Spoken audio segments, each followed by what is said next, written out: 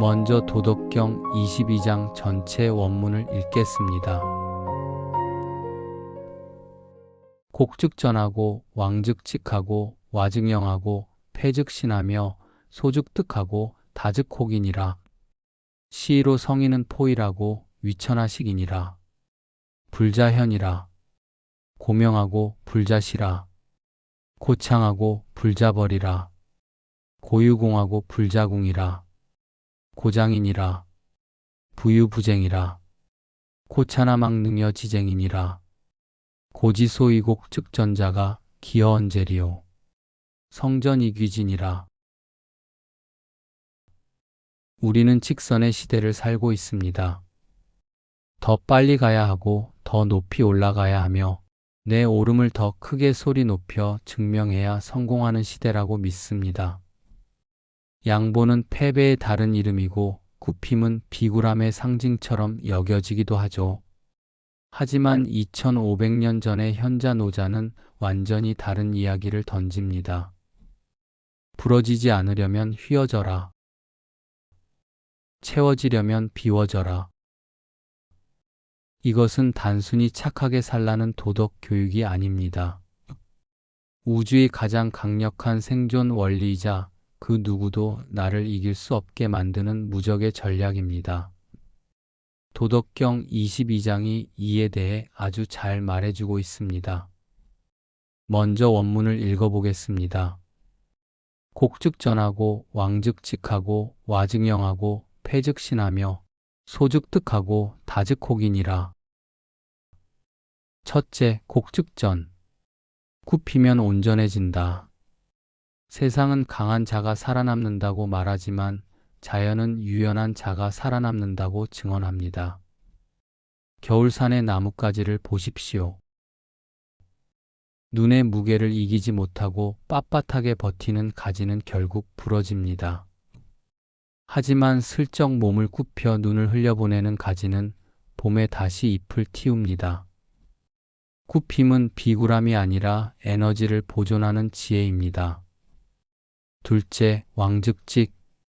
굽어 있으면 고다진다. 강물이 직선으로만 흐른다면 가뭄에 금방 마를 것입니다. 강은 구불구불 흐르기에 그 흐름이 길고 멀리 갑니다. 인생의 항로도 마찬가지입니다. 때로는 우회하고 때로는 뒤로 물러나는 듯 보이지만 그 곡선들이 모여 결국 목적지라는 직선을 완성합니다. 셋째, 와증영. 파여 있어야 채워진다. 그릇의 가치는 무엇입니까?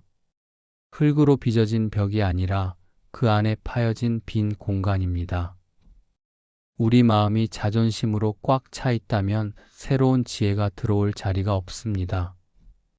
내가 부족함을 인정하고 스스로를 낮추어 웅덩이가 될 때 비로소 세상의 지혜와 기회가 나에게로 흘러 들어옵니다. 다섯째, 패즉신. 낡아야 새로워진다. 낙엽이 지지 않으면 새순이 돋지 않습니다. 낡은 고정관념과 과거의 영광을 스스로 버리는 폐의 과정을 거쳐야만 우리는 날마다 새로운 존재로 거듭날 수 있습니다. 죽음 뒤에 생명이 오는 자연의 순환 원리입니다. 여섯째, 소즉득하고 다즉혹이니라. 적으면 얻고 많으면 미혹된다.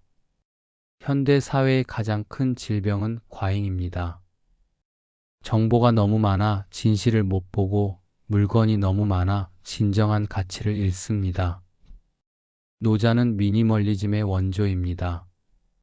본질 하나에 집중하면 모든 것을 얻지만 사소한 욕망에 매달리면 길을 잃습니다.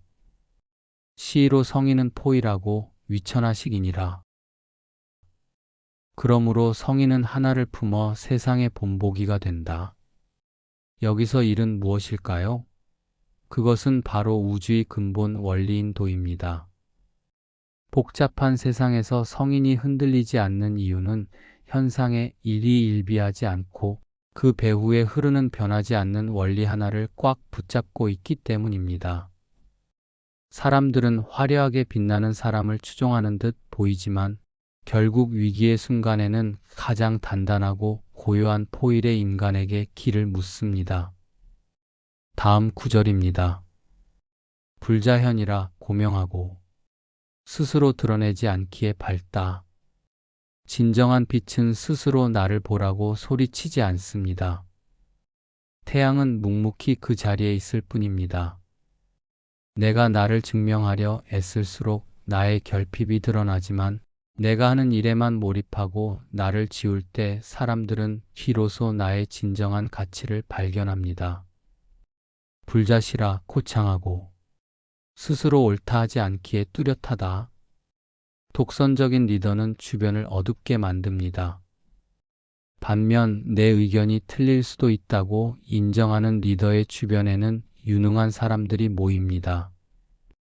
자신의 옳음을 내려놓을 때 오히려 그 사람의 지혜가 온 천하에 명확하게 드러납니다. 불자벌이라 고유공하고 자랑하지 않기에 공이 세워진다. 우리는 공적을 가로채려는 세상에서 삽니다. 하지만 노자는 공적을 내세우는 순간 그 공적은 사라진다고 말합니다. 진정한 성취는 타인의 인정이 아니라 그 결과물 자체의 생명력에 있습니다.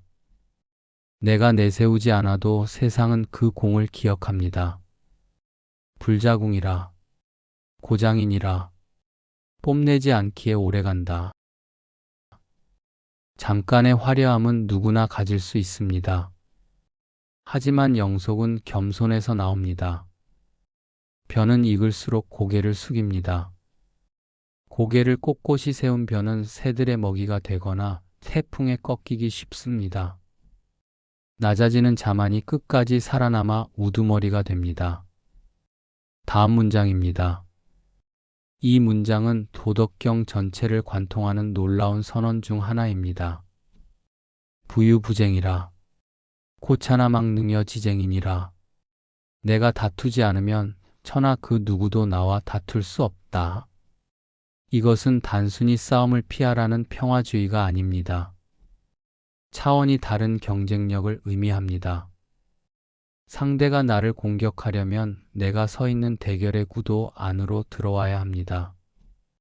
하지만 내가 승패의 게임 자체를 거부하고 도의 차원에서 묵묵히 나의 길을 간다면 상대는 공격할 대상을 잃어버립니다.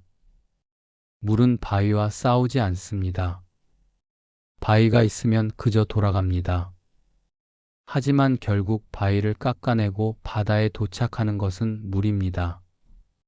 다투지 않는다는 것은 에너지를 소모하지 않고 목적지에 집중한다는 뜻이며 이것이 바로 진정한 무적의 경지입니다.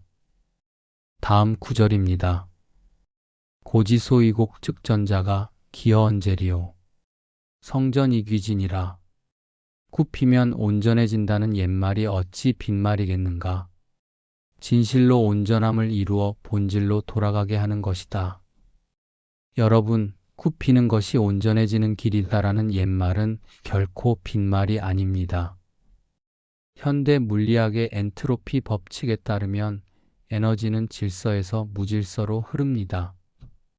억지로 질서를 유지하려 버티는 모든 것은 결국 파괴됩니다. 오직 자연의 흐름에 몸을 맡기고 휠 때 휘어지고 비울 때 비우는 존재만이 우주의 영원한 생명력에 합류할 수 있습니다. 지금 삶이 너무 팽팽하게 당겨진 활시 같으신가요? 세상에 나를 증명하느라 지쳐있지는 않나요? 오늘 노자가 준 22장의 처방전을 기억하십시오. 슬쩍 굽히십시오. 조금 덜어내십시오. 그리고 굳이 이기려 하지 마십시오. 그때 비로소 여러분은 그 누구도 뺏을 수 없는 가장 온전한 나로 돌아가게 될 것입니다. 시청해주셔서 감사합니다. 영상을 시청하시면서 의견이 있으시다면 주저하지 마시고 댓글로 의견을 나눠주세요. 어떤 의견이나 괜찮습니다. 항상 여러분들의 목소리에 귀 기울이고 있습니다. 감사합니다.